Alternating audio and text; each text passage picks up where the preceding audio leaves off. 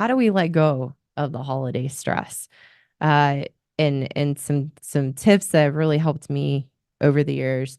Number one, I'm going to go through 5 tips. Number one is to normalize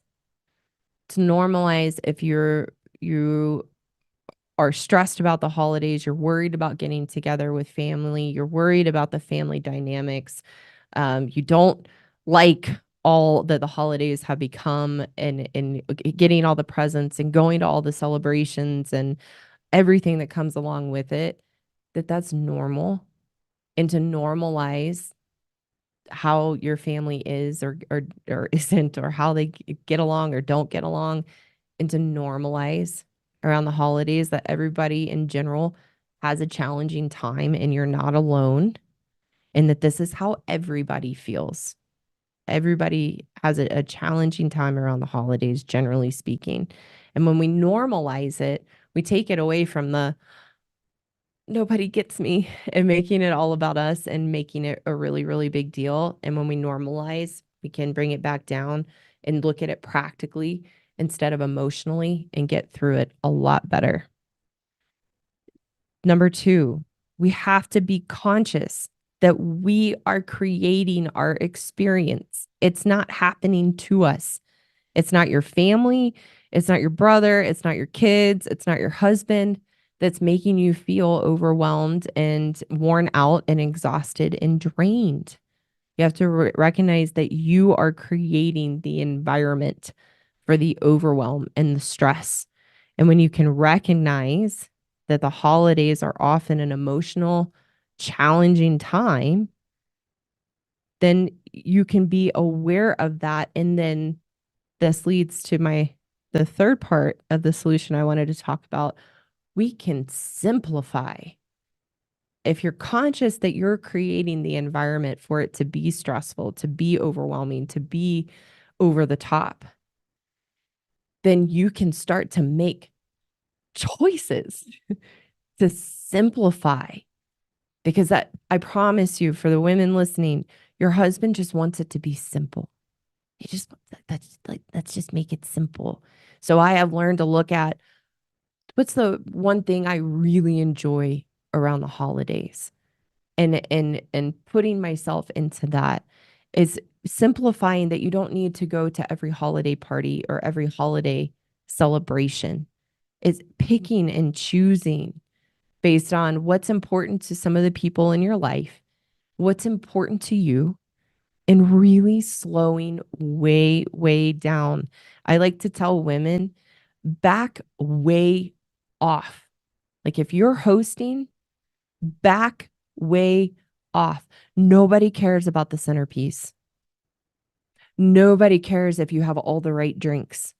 Nobody cares if you have 3 different types of stuffing. Nobody cares if you have 4 or 5 different desserts. Most just want it to be easy, simple, as stress free as possible. You are the only one that cares. You are the only one that cares about all those small little fine details or having all the things. No one else cares. So back way off and simplify.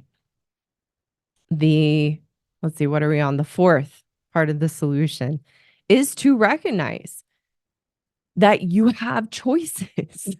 You have choices in what you do around the holidays, even if it feels sometimes like you don't, because your family expects you to be there or because they expect to come visit you. You have to recognize you have a choice. And even if you make the choice to go travel and see family or have them come to you because you don't want to upset them, you don't want to hurt their feelings, you have to take responsibility that that is what you are choosing, so that you can rise to the occasion and do your best in it and take responsibility for your choices, and that it is a choice. And even when we don't make a choice, you know, your mother tells you this is what we're doing and you need to be here at this time, and you don't say anything, you don't think it through, and you just go along. That's a choice. Not making a choice is a choice. So there's I think this fits into this part of the solution, is that There's a phrase I really like during the holidays. And that phrase is when somebody asks you, hey, we want you to come, we want you and your family to come to this party, or can you make it for this, or can you make it for that? There's a really good phrase you want to keep in your back pocket. And that is, that sounds great, but let me think about it and check a couple things and I'll get back to you. Because typically, as women, we are the queens. If somebody asks us to do something, and before we've even let it enter into our thoughts, yeah, absolutely, we'll be there. And then a day later, maybe even an hour later, we're going, oh, what did I just do? What did I just agree to? So if you can practice saying, that sounds great, let me think about it, check a couple things, and I'll get back to you. You will probably cut your obligations in half around the holidays. And then that's a great thing to use all the time.